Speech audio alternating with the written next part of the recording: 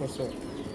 সবাইকে আসসালামু আলাইকুম। কেমন আছেন আমার সকল শুভাকাঙ্ক্ষীরা বাংলাদেশ থেকে এবং বাংলাদেশের বাইরে থেকে যে যেখান থেকে আছেন? অনেক প্রবাসীরা আমাকে নক দেন, সবাইকে অনেক অনেক ধন্যবাদ। আজকে একটা কবুতর নিয়ে কথা বলি। এটা একটা গল্পের মতো। এই যে দেখেন, এই একটা কবুতর, আমি ধরি না, এটা দেখতে তো তার মতো। এটার নাম হইল ভুটকা। ওর নাম দিছি আমরা ভুটকা নর। আমার বড় ভাই ওরে ভটকা নর বলে ডাকে। দেখেন, দেখা যায় কবুতরটা দেয় একে তোতার মতো দেখতে, মাথা মাথা কোনো কিছু করা না, এমনি সুন্দর আর কি।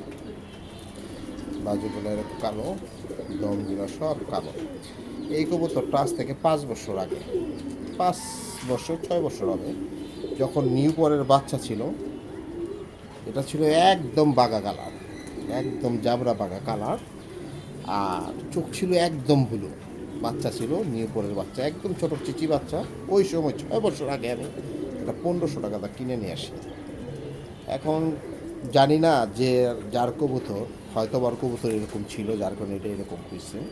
আমি মূলত কিনে নিয়ে আসছিলাম পাঙ্কি বাচ্চা মনে করা, জিরো পরের বাচ্চা মনে করা। কারণ যেই শেপ, এই টাইপের শেপ, এই এরকম সাইজ তো একমাত্র পাঙ্কি কবুতরের ওই সময় হইতো 6 বছর আগে।